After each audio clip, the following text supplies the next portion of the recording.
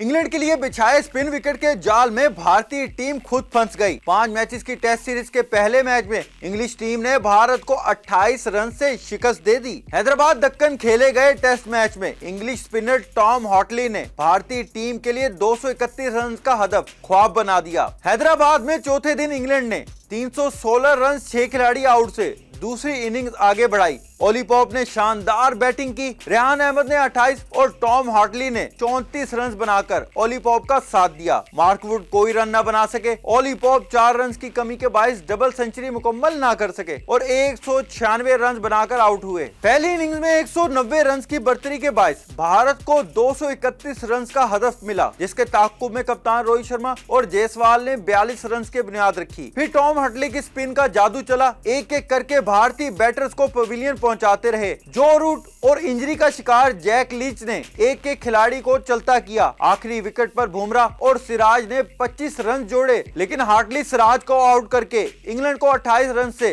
फतह दिला दी। पहली बार भारत को होम ग्राउंड पर पहली इनिंग्स में 190 रन की बढ़तरी लेने के बाद टेस्ट में शिकस्त का सामना करना पड़ा। पहला टेस्ट खेलने वाले हार्टली ने इनिंग्स में 7 और मैच में 9 शिकार किए। Ollie Pope man of the match करार पाए। भारत के खिलाफ कामयाबी के बाद 5 टेस्ट की सीरीज में इंग्लैंड को 1-0 की बढ़तरी मिल गई।